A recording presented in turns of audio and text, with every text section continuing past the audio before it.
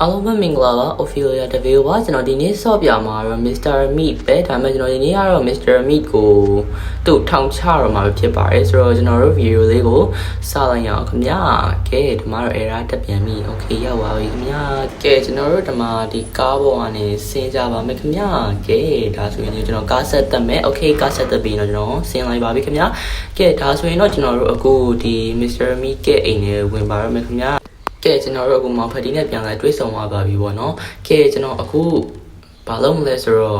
့ထုံးစံအတိုင်းပဲဒီတကားကိုတနက်နဲ့ပြစ်ခွဲပြီးတော့အထဲကိုဝင်ပါမယ်ခင်ဗျာကဲကြော့ကွာโอเคကျွန်တော်ပြင်ဒီမှာတနက်ကိုပြစ်ချမယ်ဒီမှာဘာရှိလဲကြည့်တော့ဘာမှမရှိတော့နေတော့ဒီမှာဒီနေရာမှာဘာရှိလဲရင်ကြည့်မယ်ခင်ဗျာကဲဒီမှာတော့ဘာမှ true စစမ်းတော့တိတ်ပြီးတော့မရှိဘူးခင်ဗျာကဲဒီမှာမောင်ဖတီကကျွန်တော်တွေ့သွားပြီပေါ့နော်ကဲသူတွေ့စီโอเคဒီမှာကျွန်တော် player ရပါပြီ player ရရင်ကျွန်တော်တို့အဆင်ပြေသွားပြီကျွန်တော်တို့ဒါဆိုရင်လိုဘက်ဒီနေရာမှာတုံးလို့ရပြီနော် player ရရင်โอเคကျွန်တော်တို့အတန်ပြန်ပေးမယ်ကဲမောင်ဖတီကโอเคဒီမှာတော့ဒီဘက်ကိုလာတော့ဟိုဘက်ကိုပြန်သွားကြပြီကဲဒါကျွန်တော်တို့ဒီမှာစောင့်လိုက်မယ်ပေါ့နော်မောင်ဖတီလာတဲ့အချိန်ကိုမောင်ဖတီရေလာပါတော့ဟာโอเคမောင်ဖတီရမှာကျွန်တော်မြင်သွားပြီကဲဒါဆိုရင်ဒီလောက်ဆိုရင်ကျွန်တော်ဘက်ကိုလာနေတော့ပြီနော်ကဲဒါဆိုကျွန်တော်အပေါ်အရင်တက်လိုက်ပါမယ်ခင်ဗျာတက်ပြီးဒီခန်းနေရာမှာဘာတွေမရှိလဲမရှာခင်မှာဒီတကားပေးလိုက်ပါမယ်ကဲပေးပြီးကျွန်တော်ဒီမှာဒီတန်နေပေါ့နော်တန်နေကိုခွာလိုက်မယ်ခွာပြီးကျွန်တော်လော်ရိုးလို့ဆိုရင်အတိုင်းပဲဒီမှာဖတီရောမရှိဘူးเนาะကျွန်တော်ဒီတိတိဘောကနေဟိုဘက်ကိုခုံပြီးတော့ကူးလိုက်ပါမယ်ခင်ဗျာကဲပြီးကျွန်တော်ဒီအောက်ထဲကိုဆင်းဝင်မယ်ပေါ့เนาะကဲဒီမှာတော့ဘာမှတော့မရှိဘူးကျွန်တော်ဒီမှာနေရော okay ကျွန်တော် log ဖြည့်လိုက်ပြီးကျွန်တော်အခုမှဖတီကိုနှိပ်ပံကိုကျွန်တော်ရဲ့တလုံးပြူတနက်ကြီးနဲ့ပို့မှာပဲဖြစ်ပါတယ်ခင်ဗျာကဲမောင်ဖတီလာတော့ okay ရော့ပါရပြီเนาะကဲမမရီကတော့သူနှိပ်ပံကိုရောက်သွားပါပြီကျွန်တော် player ခဏလောက်ယူပြီးကျွန်တော်ဒီမှာဒီတကားကိုဖွင့်မယ်ပေါ့နော်ဖွင့်ပြီးကျွန်တော်ဒီဘက်ကိုပြစ်ထားလိုက်မယ်ဘာလို့ဆိုတော့ကျွန်တော် player က low ရယ်ခင်ဗျဒီescape မှာလေကဲကျွန်တော်အမှားကို wire cutters ရပြီပေါ့နော် wire ကျွေးဖြတ်တဲ့ဟာလေးကျွန်တော်အမှားမဖတ်သေးတယ်ကျွန်တော်ပိတ်တာလေလားပိတ်နေဒီရှေ့ကနေဒုက္ခပဲကဲကျွန်တော်ဒီမှာခွာလိုက်မယ်အောင်မပေါ့ဖြတ်လိုက်မယ်ဖြတ်ပြီးကျွန်တော်ဒီမှာလေးဒါလေးကိုဆက်ပြီးတော့ပြစ်ထားလိုက်မယ်เนาะဒါလေးလိုမှာဆိုတော့လေကျွန်တော်အခု green key လိုရပြီးတော့တူလဲလိုရเนาะဒီမှာ green key မရှိဘူးဆိုကျွန်တော်လာတော့ကဖွင့်ခဲ့တဲ့တကားနေရာမှာရှိမယ်လို့ကျွန်တော်ထင်တယ်ကဲဒါဆိုကျွန်တော်ဒီအောက်ကိုဆင်းပြီးတော့တွားကြည့်ကြမယ်ခင်ဗျာကဲဒီမှာတွေ့ပါပြီခင်ဗျာကဲဒါဆိုရင်တော့ကျွန်တော်ဘောတက်လိုက်ပါရမယ်ကဲမပရီကတော့သူကတော့မှစံကြွနေရောโอเคကျွန်တော်ဒီမှာ green key နဲ့ဖွင့်လိုက်မယ်เนาะโอเคရပါပြီကျွန်တော်ဒီမှာ player နဲ့တွက်ပြီးတော့ညှက်ထားလိုက်မှကောင်းမယ်ကျွန်တော်ဒီဝမ်းမာလာကျွန်တော်နည်းနည်းကြောက်တယ်ဒီကောင်တော်တော်မလွယ်ဘူးကျွန်တော်ဟိုတခါတော့တက်တာဆိုတာလေကျွန်တော်တို့တော်တော်လေးအခဲမကြေဘူးပေါ့နော်ကဲထားပြီးပါပြီးခဲ့တာပြီးပါစေရောကဲဒီမှာကျွန်တော်ကိုတန်နေခွာပြီးရင်တော့ကျွန်တော်ဘာလို့ကောက်မလဲဆိုရင်တော့ဖြစ်ကျွန်တော်ဒီမှာပေါ့နော် wire cutter ပြန်ပြီးကောက်မယ်ကောက်ပြီးရောမှတွက်ဖြတ်ထားမှဒါမှကျွန်တော်တော်ရကြမယ်ကျွန်တော်ဝမ်းမာလာအခြေအနေကိုကြည့်ပါမယ်ခင်ဗျာဝမ်းမာလာရှိလားဆိုတော့လည်းမရှိဘူးပေါ့နော်โอเคဖေးသူမရှိတော့ကျွန်တော်အမြန်လုပ်မယ်ကဲရော့ဒါဆိုတော့ဒီတကားတော့ပွင့်သွားပြီကျွန်တော်တို့အခုဒီတကားပွင့်သွားပြီဆိုရင်တော့ကျွန်တော်တို့တိတ်တော့မလိုတော့ဘူးဘာလို့ထွက်ပြေးဖို့ကတော့အဝေးလိုပါသေးရဲ့လို့စတာโอเคဒါဆိုရင်ကျွန်တော်တို့အခုမောင်ဖတီကတော့မှာစံကြွနေအောင်ဆိုတော့ကျွန်တော်အပေါ်ရက်ကိုတက်ပြီးတော့လေကျွန်တော်တူလို့ပဲပြောတော့ oh my god ရသွားပြီခင်ဗျာကဲဒါဆိုကျွန်တော်တို့ CCTV ကိုတက်ပြီးတော့ဖြတ်ထားလိုက်မယ်เนาะအကောင်ကတော်တော်အာယုံနောက်တာကိုသူကလူလိုက်အတန်နေပေးရလေအဲ့တော့ CCTV ပိတ်ပြီးထားလိုက်တော့မယ်เนาะโอเคကျွန်တော်မောင်ဖတီကတော့သူကမျိုးမနိုးလာသေးဘူး2မိနစ်ဆိုတော့လေကြာပါပေါ့เนาะကျွန်တော်ဒီမှာပါရှိလေโอเคဒီမှာ secret key ပေါ့เนาะအဲ့ဒါကဒီသူ့ရဲ့ camera ကိုတင်ထားတဲ့ဟာလေးကိုဖွင့်မဲ့တော့ပေါ့ကျွန်တော်တို့ oh my god မောင်ဖတီโอเคသူကျွန်တော်မမြင်ဘူးကျွန်တော်မမြင်ဘူးကဲဒီမှာဖွင့်လိုက်ပြီโอเคဒီမှာမောင်ဖတီရဲ့ camera ရပြီကျွန်တော်ဒါလေးကိုလေပြစ်ချလိုက်မယ်เนาะပြစ်ချထားလိုက်မယ်ကျွန်တော်โอเคဒီနောက်မှာတိထားလိုက်ရမှာရှင်โอเคထားလိုက်တော့ဒါဆိုကျွန်တော်တို့ပြီးပြီမောင်ဖတီကတော့ပြန်ပြီးတော့နိုးလာပြီပေါ့ကျွန်တော်သူ့ကိုထပ်ပြီးတော့နိဗ္ဗာန်ပို့ရင်ကောင်းမယ်တင်သူရှိလားမလေးမြင်ဝါရဆရာသမားခဲလာသူလာရဲ့ချိန်ခဏကျွန်တော်စောင့်လိုက်မယ်ဒီလောက်ဆိုရင်တော့ရလာပြီးချင်တယ်เนาะโอเคသူသွားပြီးကျွန်တော်ဒီမှာ shotgun ကောက်လိုက်မယ်ကောက်ပြီးတော့ကျွန်တော်ကတော့ G ရဖြည့်ပြီးသားပဲမောင်ဖတီလာနေနိဗ္ဗာန်ပို့ပေးအောင်မယ်เนาะကဲလာစမ်းကွာမောင်ဖတီကဲရော့ကွာโอเคဒီနောက်ဆုံးတစ်ထောင်မှာတော့ချန်ထားရမယ်လို့ထင်တယ်ဒီဟာလေးကိုဒီနောက်မှာပဲချထားလိုက်မယ်เนาะโอเคကျွန်တော် camera လိုက်ရှာပါမယ် camera ဘာမှလည်းမသိဘူးဟာ camera ဟာကျွန်တော်ဒီဘက်ကိုပြစ်ချထားတာเนาะ camera ဘယ်ရောက်သွားပြီလဲမသိဘူးကြကြပါဦးလို့ဒုက္ခပဲဒါ hammer เนาะ camera ဘယ်တခိုးခိုးပါလဲကွာပြန်ပေးပါဒီမောင်ဖတ်တီရဲ့မရှိမဲ့ကင်မရာလေးကိုဒီဘက်မှာလားမသိဘူးနော်မရှိဘူးခသွားပြီးကျွန်တော်တို့ကွမ်းပြီလားမသိဘူးမတွေ့တော့ဘူးဒီကင်မရာဘယ်ဝါကြီးလည်းမသိဘူးခင်ဗျာစိတ်မရှိတော့ဟောဟောရင်တော့ဘယ်ဝါကြီးလဲဒီကင်မရာအစုပ်လုပ်တော့ထွက်လာစမ်းပါကွာဟိုမှာမလေးအပေါ်တက်ပြီးယူရတော့မယ်ထင်တယ်ကဲထားလိုက်ပါတော့ကျွန်တော်လှုပ်ရှားရှိရပဲဆက်ပြီးတော့လှုပ်ကြပဲခင်ဗျာကဲဝမ်းမာသားတော့ဟိုမှာမနေကျွန်တော်သူ့နည်းနည်းကြောက်တယ်သူ့တော်လေးကိုကြောက်တာနည်းနည်းမို့တော်ကြောက်တာโอเคရပြီကျွန်တော်တို့ဟိုဒါဆိုရင်ဒီထဲဝင်လိုက်မယ်နော်โอเคပြီးတော့ကျွန်တော်တို့ဒီမှာဟိုလေးမေးသေးတဲ့နဲ့ယူရမယ်တိလားအပူပေးတဲ့ဟာယူဖို့အတွက်လေโอเคရပါပြီခင်ဗျာဒါဆိုကျွန်တော်တို့အခုအပေါ်ရက်ကိုတက်ပါမယ်ခင်ဗျာကဲကျွန်တော်လက်ထဲမှာမေးသေးတဲ့တော့ကတော့ကင်နာရမယ်နောက်မို့ဆိုမဖတ်တီဘွားခက်နဲ့ပေါ်လာရင်ကျွန်တော်ပြေးစရာမရှိမှာဆိုလို့လေโอเคဘောမသာအရောဆက်ကမလေးဘောမသာဟဲ့တေးပြီလားမသိပါဘူးကဲကြပါအောင်ခင်ဗျာသူ့ပြစ်လို့လည်းမရဘူးခါဒီမေးသေးတဲ့နဲ့လောက်ကြပါအောင်ကဲကြပါအောင်ရှယ်ကြပါအောင်မတွေ့တော့ဘူးထင်တယ်လောက်ဆိုမှတ်လားမတွေ့တော့ဘူးလားဆိုမတွေ့တော့ကဲမဝတီကတော့နိုးပြီလားမသိဘူးနော်နေအောင်ကျွန်တော်ဘာလုပ်ကမလဲမသိတော့လားမောင်ဖတီနိုးပြီလားနေကျွန်တော်ဟိုလေးဖြန်းယူပါမယ်နေအောင်ဘောမလာမရှိဘူးခโอเคဒီကဒါဆိုကျွန်တော်တို့အခုဘာလုပ်ကမလဲဆိုတော့ဒီမှာဒီအပ်ကိုဆင်းမယ်ပေါ့နော်ပြန်ပြီးတော့โอเคကျွန်တော်တို့မှာမေသေးတစ်ချောင်းတွက်ပြီးတော့ယူလိုက်ပါမယ်ခင်ဗျာကဲဒါဆိုရင်တော့ကျွန်တော်အပ်ကိုဆင်းပါပါပြီခင်ဗျာယူကြအောင်ခင်ဗျာဒါတို့ကိုကြရအောင်ခင်ဗျာဆရာကဲဒီမှာကျွန်တော်တို့မေသေးယူမယ်မေသေးယူပြီးအပေါ်ပြန်တက်မယ်ပြန်တက်ပြီးတော့နေကျွန်တော်ဘောမလာအရှင်နေရှိလာအောင်မယ်โอเคမရှိကဲဒီမှာမေသေးယူပေါ်တက်နေပြီးကျွန်တော်တို့အခုမောင်ဖတီ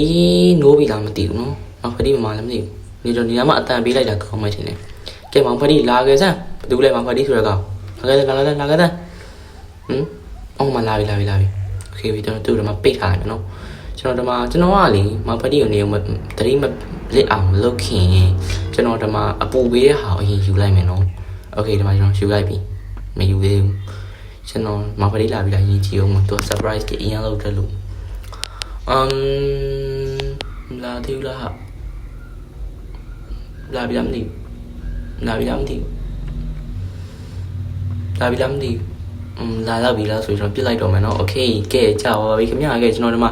အရင်ဆုံးလေးဒီမှာဒီဒါလေးကိုအရင်ယူမယ်ဟိုစက်ကဟာတိုင်းမဟုတ်ဘူး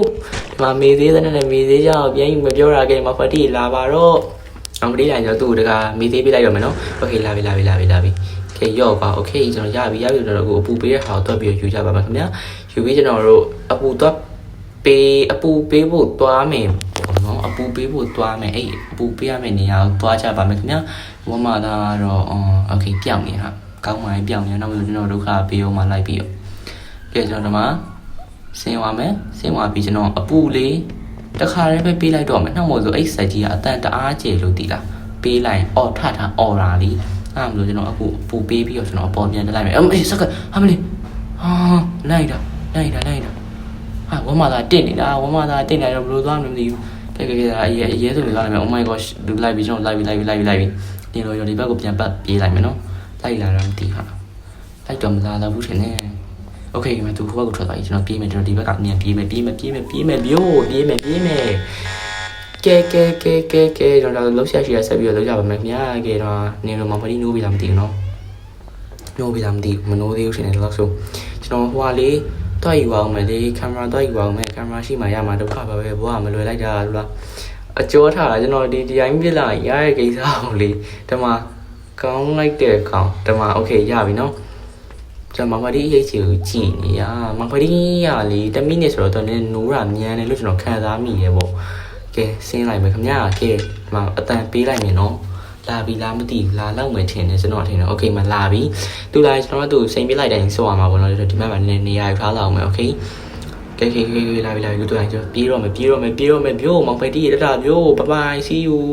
ကဲကျွန်တော်ဒီမှာဟိုဟာလေးမှတ်တမ်းသွားပြီးတော့တင်ကြမယ်နော်ခုနကကျွန်တော်ဖွင့်လိုက်တဲ့နေရာဒါမောင်ဖက်တီးရဲ့သူ့ရဲ့ပေါ့နော်တရားမဝင်နေလောက်တဲ့ဟာပေါ့တရားမဝင်နဲ့လောက်တဲ့နေရာပေါ့နော်အမှသူကသူတခွဲကန်းပေါ့ခင်ဗျာသူအဲ့မကောင်းတာတွေလောက်ထားနေရပေါ့ကဲကျွန်တော်အဲ့ညမှာတော့ပြီးတော့မှတ်တမ်းနေပြီးရဲတိုင်ပါမယ်ခင်ဗျာကိုလာရှေကိုကျွန်တော်တို့တရင်ပို့ပါမယ်ကဲဒီမှာဒီအခန်းလေးဖွင့်လိုက်မယ်โอเคဒီမှာပေါ့အိုးကြောက်စရာကြီးက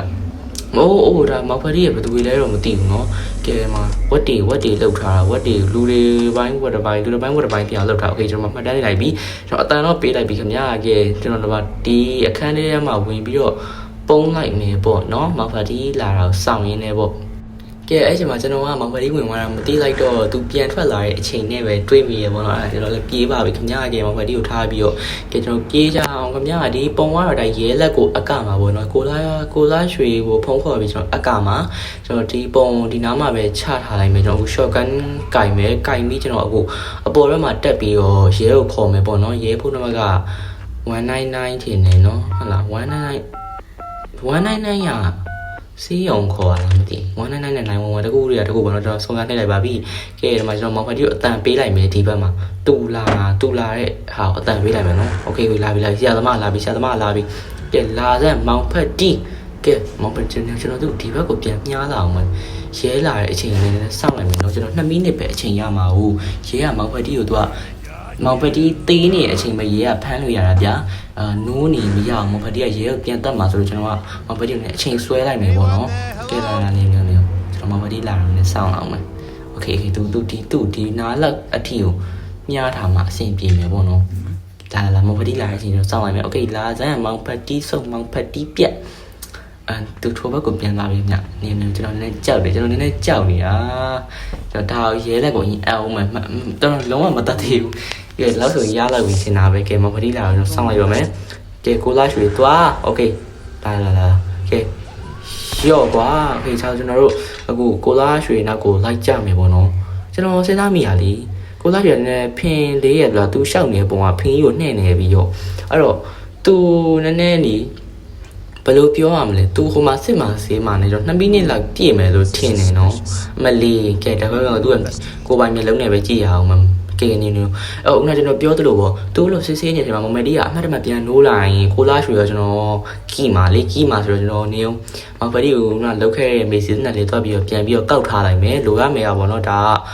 ဟိုပါပေါ့တတိဆိုတာပိုးတယ်မရှိဘူးပေါ့နော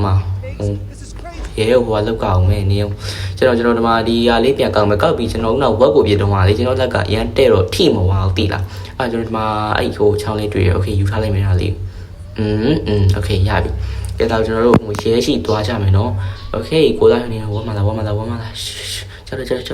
လာခဲ့ကြပါတော့လက်မြောက်ရှုံးပေးโอเคဒီဝင်သွားပြီကဲတော့ကျွန်တော်တို့အောက်ကိုဆင်းရမှာပေါ့နော်ဒီမှာဟိုကိုလာရွှေရာသူစစ်ဆေးနေရလို့ပြောတာပဲဒီမှာပေါ့နော်ကိုလာရွှေရေပါလုံးနေတော့ဒီမှာကိုလာရွှေရပါလုံးမနှမသိခါကဲစစ်လေးဆေးလေးဆရာသမားရဲ့ဒုက္ခပဲမှာမမဒီအပေါ်မှာတတိလင်နေတာလာသွားမယ်လာလိုက်ခဲ့လိုက်လာလို့ဒီဘက်မှာဆရာသမားကြီးလာပါတော့ဟာဘသူဘာလုပ်နေရတော့လို့ဒုက္ခပဲကွာကျွန်တော်မဖတီးကသူမပြန်နိုးလာတော့မယ်ကဲလို့ကျွန်တော်တော်သေးပါရဲ့ကျွန်တော်လက်ထဲမှာဟိုလေးမေးသေးတဲ့ကင်တော့ဆိုကျွန်တော်လည်းကြည့်မယ်တော့ပါတော့လှဆိုမှမျက်လုံးကဘာလဲဆရာသမားသူကမျက်လုံးကကန်းနေလို့တော့မသိဘူးအကြာကြီးပဲရက်ပြီးတော့ဘာလို့မှလည်းမသိထားရပါကျွန်တော်မမဒီကိုလာအောင်ပဲအတန်ပေးလိုက်တော့မယ်နော်မမဒီကိုလာအောင်ပဲအတန်ပေးလိုက်တော့မယ်ကဲနေခလိုက်မမဒီမလာသေးဘူးဟာညောကျွန်တော်မမဒီလာတော့စောင့်အောင်မယ်ဒါတော့မလာသေးဘူးဟုတ်တယ်တကယ်ရတယ်မမဒီက2မိနစ်ဆိုတဲ့အချိန်ကအကြာကြီးပဲဟိုလေရဲကကိုလာရွှေကတော့ဒုက္ခပေးတာဟုတ်လားထိုက်ပါကျွန်တော်မမဒီလာတော့အရင်စောင့်အောင်မယ်နော်မမဒီကရောက်လာသေးဗျနေโอเคကျွန်တော်တို့လာတော့မလာသေးဘူးโอเคလာပြီကဲလာမမဒီလိုက်တော့မင်းလာဖို့လိုအပ်နေပြီကဲလာကဲဒါဆိုကျွန်တော်တို့မှာကိုလာရွှေဘက်ကိုလည်းခေါ်လာအောင်မယ်နော်ကဲမောင်ဖက်တီရော့ငါမေးစီအစွမ်းအာမခန့်ကဲကိုလာရွှေဖမ်းလိုက်ပါတော့လို့โอเคသူဖမ်းမိချင်တယ်လို့ဆိုရင်တော့နော်သူမြင်သွားယူမှာမောင်ဖက်တီကိုကဲဖမ်းလိုက်တော့โอเคယနေ့မနက်9:00နာရီတည်းမှာမောင်ဖက်တီဆိုတဲ့ဝတ်သားဆိုင်ပိုင်ရှင်ရဲ့မြောက်ခန်းထဲမှာလူသားတွေကိုဝက်အဖြစ်ပြောင်းလာတဲ့စစ်ဆေးမှုတွေနဲ့လူ6ရက်တွေကိုတွေ့ခဲ့တယ်လို့ဖမ်းဆီးထားတဲ့ကောင်မလေးတယောက်ကိုလည်းတွေ့ရှိခဲ့ပါတယ်။ဒါကြောင့်မလို့မောင်ဖက်တီကိုပုံမှန်နဲ့ဖမ်းဆီးပြီးထောင်တကြုံချလိုက်ပြီးပဲဖြစ်ပါတယ်ခင်ဗျာ။ကဲအားလုံးပဲဒီနေ့ဗီဒီယိုကတော့ပါပဲပေါ့နော်ကျွန်တော်ဒီအတန်သွင်းတဲ့အချိန်မှာလည်းအတန်နေနားနေတော့ကျွန်တော်စကားကိုအကျယ်ကြီးလေးမပြောနိုင်ဘူးပြီးတော့အားလုံးသိကြတဲ့အတိုင်းပဲကျွန်တော်တို့ရဲ့ final exam ကလည်းမနက်ဖြန်ဆိုရင်ကျင်းပမှာဖြစ်တဲ့အတွက်ကျွန်တော်က